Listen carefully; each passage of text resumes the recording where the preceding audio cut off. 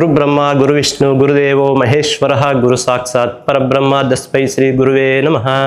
ಪೂಜ್ಯಾಯ ರಾಘವೇಂದ್ರಾಯ ಸತ್ಯಧರ್ಮ ರಥಾಯ ಚ ಭಜತಾಂ ಕಲ್ಪವೃಕ್ಷಾಯ ನಮತಾಂ ಕಾಮಧೇನವೇ. ಶ್ರೀ ಗುರುಭ್ಯೋ ನಮಃ.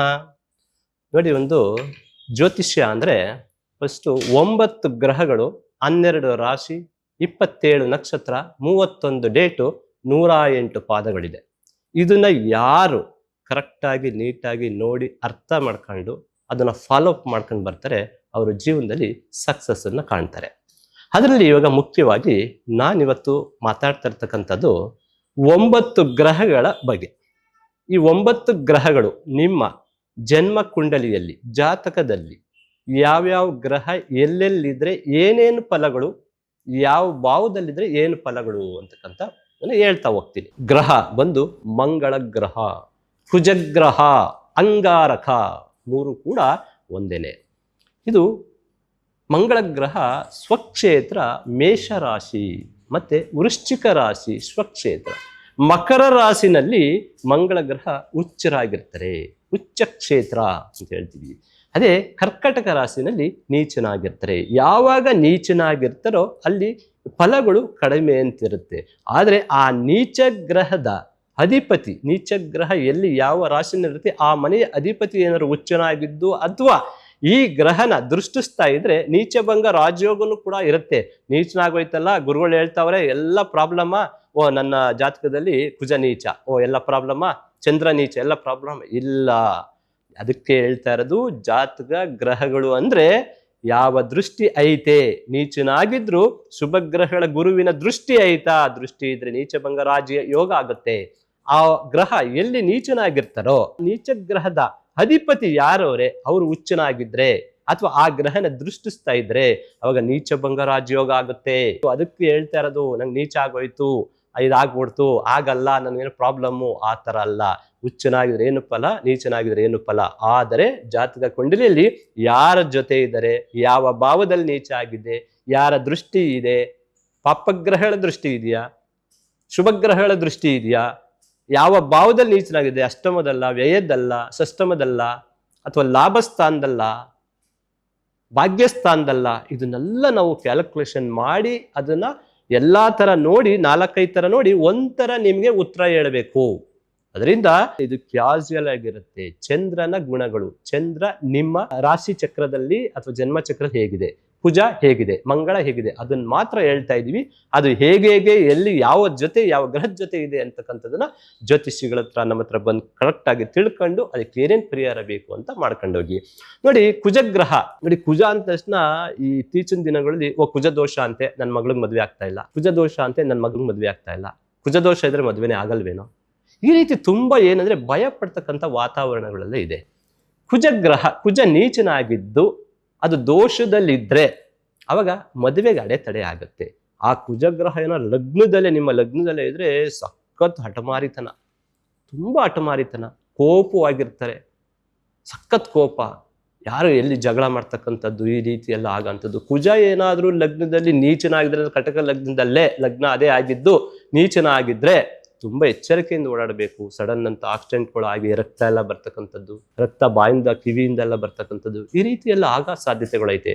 ಅದೇ ಕುಜಗ್ರಹ ಮಕರ ರಾಶಿಯಲ್ಲಿ ಉಚ್ಚನಾಗಿರೋದ್ರಿಂದ ಅಥವಾ ಸ್ವಕ್ಷೇತ್ರ ಮೇಷ ವೃಶ್ಚಿಕದಲ್ಲಿದ್ದು ಅದೇನಾದ್ರೂ ಲಗ್ನದಿಂದ ಕೇಂದ್ರದಲ್ಲಿದ್ರೆ ತುಂಬಾ ಪವರ್ಫುಲ್ ಅಂತೇಳಿ, ತುಂಬಾ ಪವರ್ಫುಲ್ ಅಂತವ್ರು ಏನಂದ್ರೆ ಧೈರ್ಯಶಾಲಿಗಳಾಗಿರ್ತಾರೆ. ಕುಜ ಪವರ್ ಆಗಿದ್ರೆ ನಿಮ್ಮ ಜಾತಕದಲ್ಲಿ ಧೈರ್ಯವಂತರು, ಶತ್ರುಗಳ ಮೇಲೆ ಜಯ ಸಾಧಿಸ ಅಂತವ್ರು. ಅವ್ರು ಯಾವ ಶತ್ರುಗಳು ಬಂದ್ರು ಅವ್ರನ್ನ ಮೆಟ್ಟಿ ನಿಂತು ಏನು ಬೇಕಾದ್ರೂ ಕೆಲಸನ ಸಕ್ಸಸ್ ಮಾಡೋ ಕೆಪಾಸಿಟಿ, ಧೈರ್ಯ ಈ ಕುಜಗ್ರಹ ಸ್ಟ್ರಾಂಗ್ ಆಗಿದ್ರೆ ಆಗುತ್ತೆ. ಕುಜ ಸ್ಟ್ರಾಂಗ್ ಆಗಿದ್ರೆ ನೋಡಿ, ಹೈಟು, ಪರ್ಸನಾಲಿಟಿ ಎಲ್ಲ ಬೆಳಿತಾರೆ, ಗುಂಗುರು ಕೂದಲು ಬರುತ್ತೆ, ನಾನ್ ವೆಜ್ನ ಸ್ವಲ್ಪ ಇಷ್ಟಪಡ್ತಾರೆ, ಅದೆಲ್ಲ ಸ್ವಲ್ಪ ಅವಾಯ್ಡ್ ಮಾಡಬೇಕು. ಇವರು ಹೆಚ್ಚಾಗಿ ನೋಡಿ ಮಿಲಿಟರಿ ಆಫೀಸರ್ಗಳು, ಪೊಲೀಸ್ ಡಿಪಾರ್ಟ್ಮೆಂಟಲ್ಲಿ ಮತ್ತೆ ಆರ್ಮಿನಲ್ಲಿ ಕೆಲಸ ಮಾಡ್ತಕ್ಕಂಥವ್ರು, KIB ಡಿಪಾರ್ಟ್ಮೆಂಟಲ್ಲಿ ಕೆಲಸ ಮಾಡ್ತಕ್ಕಂಥವ್ರು ಹೆಚ್ಚಾಗಿರ್ತಾರೆ. ಕುಜಗ್ರಹ ಕರೆಕ್ಟ್ ಆಗಿರೋರು ನೋಡಿ. ಇತ್ತೀಚಿನ ದಿನಗಳಲ್ಲಿ ರಿಯಲ್ ಎಸ್ಟೇಟ್ ಅವ್ರು ತುಂಬಾ ಜನ ಇದ್ದಾರೆ. ಕುಜಗ್ರಹ ಮಂಗಳ ಗ್ರಹ ಭೂಮಿ ಗಧಿಪತಿ ಅಂತ ಹೇಳ್ತೀವಿ. ಮಂಗಳ ಮತ್ತೆ ಬುಧ ಗ್ರಹ ತುಂಬಾ ಚೆನ್ನಾಗಿದ್ರೆ ಮಾತ್ರ, ಸ್ಟ್ರಾಂಗ್ ಆಗಿದ್ರೆ ರಿಯಲ್ ಎಸ್ಟೇಟ್ ಅಲ್ಲಿ ತುಂಬಾ ಸಕ್ಸಸ್ಫುಲ್ ಆಗ್ತಾ ಬರ್ಬೋದು. ಕಮರ್ಷಿಯಲ್ ಬಿಲ್ಡಿಂಗ್ ಎಲ್ಲ ಕಟ್ಟ ಅಂತವ್ರು ಈ ಕುಜಗ್ರಹ ಅಂದ್ರೆ ಮಂಗಳ ಗ್ರಹ ಸ್ಟ್ರಾಂಗ್ ಆಗಿದ್ರೆ. ನಿಮ್ಮ ಜಾತಕದಲ್ಲಿ ಮಂಗಳ ಸ್ಟ್ರಾಂಗ್ ಇದೆಯಾ, ಸ್ಟ್ರಾಂಗ್ ಇದ್ರೆ ನೀವು ಅತಿ ಬೇಗ ಮನೆ ಕಟ್ತೀರಾ, ಅತಿ ಬೇಗ ಸೈಟ್ ಭೂಮಿನ ಪರ್ಚೇಸ್ ಮಾಡ್ತೀರಾ, ತಗೊಳ್ತೀರಾ, ಅತಿ ಬೇಗ ನೀವು ಡೆವಲಪ್ಗಳು ಬಿಲ್ಡರ್ಗಳೆಲ್ಲ ಆಗ್ತಾರಲ್ಲ. ಈ ಕುಜಗ್ರಹ ಸ್ಟ್ರಾಂಗ್ ಆಗಿದ್ದು ಅದೇ ದಶಾಭುಕ್ತಿ ನಡೀತಾ ಇದ್ರೆ ಸಖತ್ ಪವರ್ಫುಲ್ ಆಗಿ ಹಣ ಕಾಸು ಭೂಮಿ ವಿಚಾರದಲ್ಲಿ ತುಂಬಾ ಚೆನ್ನಾಗಿ ಸಕ್ಸಸ್ಫುಲ್ ನ ಕಾಣ್ತಾರೆ.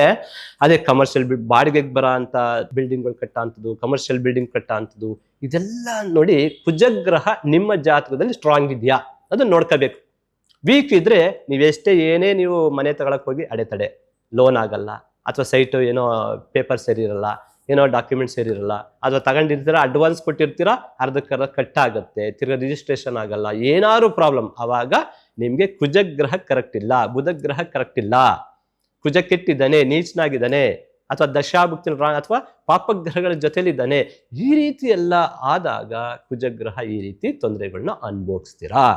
ಅದರಿಂದ ನಿಮ್ಮ ಜಾತಕದ ಕುಂಡಲಿಯಲ್ಲಿ ಕುಜಗ್ರಹ ಎಲ್ಲಿದೆ, ನೀಚನಾಗಿದ್ದಾನ, ಸ್ಟ್ರಾಂಗ್ ಆಗಿದ್ದಾನ, ಯಾರ ಜೊತೆ ಇದ್ದಾನೆ, ಕರೆಕ್ಟ್ ಆಗಿ ಜ್ಯೋತಿಷಿ ಹತ್ರ ತಿಳ್ಕೊಂಡು ನೀವು ಚೆನ್ನಾಗಿಲ್ಲ ಅಂದ್ರೆ ಕುಜಗ್ರಹ ಕೆಟ್ಟಿದ್ರೆ ನಿಮ್ಮ ಜಾತಕದ ಕುಂಡಲಿಯಲ್ಲಿ ಸುಬ್ರಹ್ಮಣ್ಯ ಆರಾಧನೆಯನ್ನ ಮಾಡಿ.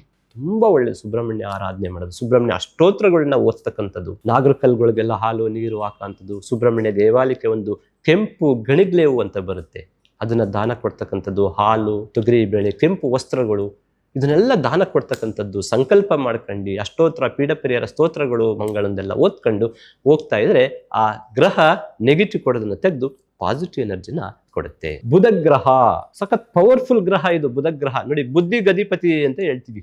ಈ ಬುಧಗ್ರಹ ಕನ್ಯಾ ರಾಶಿ, ಮಿಥುನ ರಾಶಿ, ಮಿಥುನ ಕನ್ಯಾಗೆ ಅಧಿಪತಿ, ಅಂದ್ರೆ ಸ್ವಕ್ಷೇತ್ರ ಇದು. ಮಿಥುನ ರಾಶಿಗೂ ಸ್ವಕ್ಷೇತ್ರ, ಕನ್ಯಾ ರಾಶಿಗೂ ಸ್ವಕ್ಷೇತ್ರ. ಮೀನ ರಾಶಿನಲ್ಲಿ ಇದು ನೀಚನಾಗ್ತಾನೆ, ಮೀನ ರಾಶಿನಲ್ಲಿ ಬುಧಗ್ರಹ ನೀಚನಾಗ್ತಾನೆ. ಈ ನೀಚ ಆಗ್ಬಿಟ್ರೆ ಬುಧಗ್ರಹ ಸಖತ್ ದುಡ್ಕ ಅಂತದ್ದು. ಅದರಲ್ಲಿ ಇತ್ತೀಚಿನ ಹುಡುಗರುಗಳಿಗೆಲ್ಲ ಬುಧಗ್ರಹ ನೀಚ ಆಗಿದೆ, ದುಡುಕಿ ಏನೆಲ್ಲ ಮಾಡಿ ಹಣಕಾಸು ಎಲ್ಲ ಲಾಸ್ ಮಾಡ್ಕೊಂಡು ಈ ರೀತಿ ಎಲ್ಲ ಪ್ರಾಬ್ಲಮ್ಗಳು, ಸಾಲಗಳು ಆಗಂಥದ್ದು, ಈ ಥರ ಎಲ್ಲ ಆಗಂಥ ಸಾಧ್ಯತೆಗಳಿರುತ್ತೆ.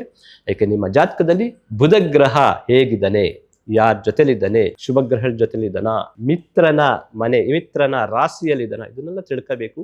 ಬುಧ ನೀಚನಾಗಿದ್ರೆ ನೋಡಿ ಬುದ್ಧಿಗೆ ಅಧಿಪತಿ ಅವನು, ಬುದ್ಧಿ ದುಡ್ಕ ಬುದ್ಧಿಗಳು, ಬುದ್ಧಿ ಭ್ರಮಣ ಆಗಂಥದ್ದು ಸಾಧ್ಯತೆ.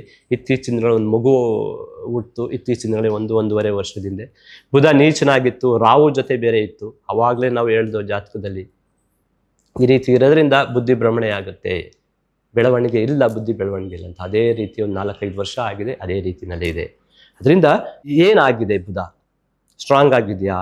ಮತ್ತೆ ಬುಧ ಚೆನ್ನಾಗಿದ್ರೆ ನೋಡಿ ಅವರೇ ತುಂಬಾ ವಿದ್ಯಾಭ್ಯಾಸ, ವಿದ್ಯೆ ಗಧಿಪತಿ ಅಂತ ಹೇಳ್ತೀವಿ, ಮಾತುಗಾರರು ಅಂತ ಹೇಳ್ತೀವಿ, ಭಾಷಣಗಾರರು ಅಂತ ಹೇಳ್ತೀವಿ, ಉನ್ನತ ಸಿದ್ಧಾಂತ ಉಳ್ಳವರು ಅಂತ ಹೇಳ್ತೀವಿ. ಬುಧಗ್ರಹ ಚೆನ್ನಾಗಿದ್ರೆ, ನಿಮ್ಮ ರಾಶಿ ಕುಂಡಲಿಯಲ್ಲಿ ಉಚ್ಚನಾಗಿದ್ರೆ, ಸ್ವಕ್ಷೇತ್ರದಲ್ಲಿದ್ರೆ, ಶುಭಗ್ರಹಗಳ ಜೊತೆಯಲ್ಲಿದ್ರೆ, ಶುಭಗ್ರಹಗಳ ದೃಷ್ಟಿಯಲ್ಲಿದ್ರೆ ಬುಧಗ್ರಹ ಅವರು ತುಂಬಾ ಸಕ್ಸಸ್ಫುಲ್ ವ್ಯಾಪಾರ, ವ್ಯವಹಾರ, ಬಿಸ್ನೆಸ್ ಎಲ್ಲವನ್ನು ಸಕ್ಸಸ್ಫುಲ್ ಆಗಿ ಮಾಡ್ತಾ ಹೋಗ್ತಾರೆ.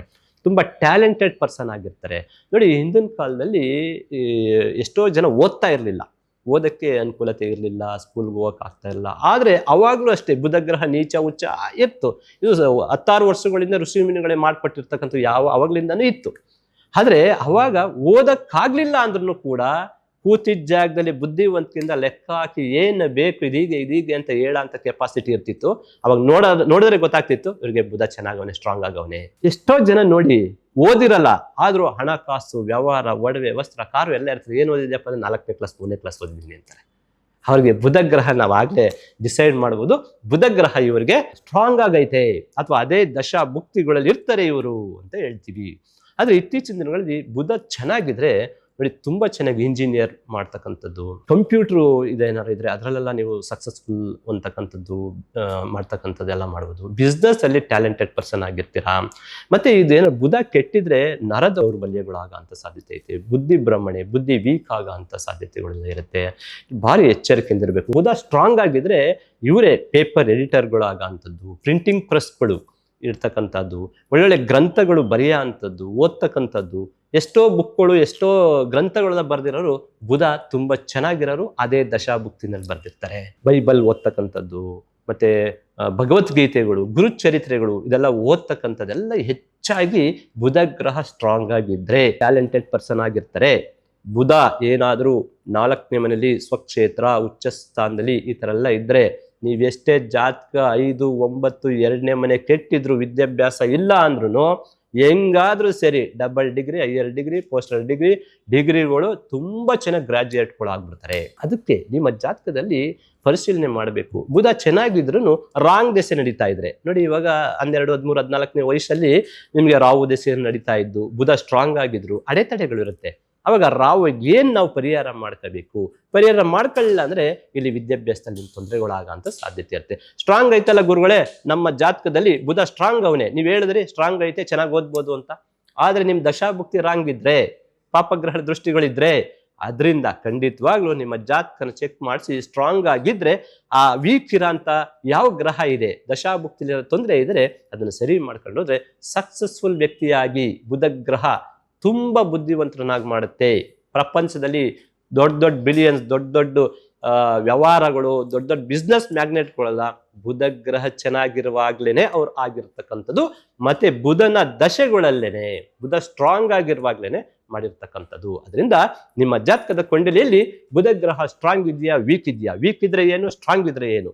ವೀಕ್ ಇದ್ರೆ ನೋಡಿ, ವಿಷ್ಣು ಆರಾಧನೆಯನ್ನ ಮಾಡಿ, ಬುಧನ ಅಷ್ಟೋತ್ರಗಳು, ಬುಧನ ಪೀಡ ಪರಿಹಾರ ಸ್ತೋತ್ರಗಳು, ಹಸಿರು ಬಟ್ಟೆಗಳನ್ನ ನೀವು ದಾನ ಕೊಡೋಂಥದ್ದು, ಹಸಿರು ಗ್ರೀನ್ ಕಲರ್ ನೀವು ಧರಿಸ್ಕೊಳ್ಳೋ ಅಂಥದ್ದು ಬಟ್ಟೆಗಳನ್ನ, ಮತ್ತೆ ಗ್ರೀನ್ ಪದಾರ್ಥಗಳನ್ನ, ಬುಧ ಕೆಟ್ಟಿದ್ರೆ ಗ್ರೀನ್ ಪದಾರ್ಥಗಳು ಅಂದ್ರೆ ತರಕಾರಿಗಳು, ಸೊಪ್ಪು, ಇದನ್ನ ಹೆಚ್ಚಾಗಿ ನೀವು ಸೇವನೆ ಮಾಡ್ತಕ್ಕಂಥದ್ದು, ನಿಮ್ಮ ಬಾಡಿ ಪಾಸಿಟಿವ್ ಎನರ್ಜಿ ಬರುತ್ತೆ.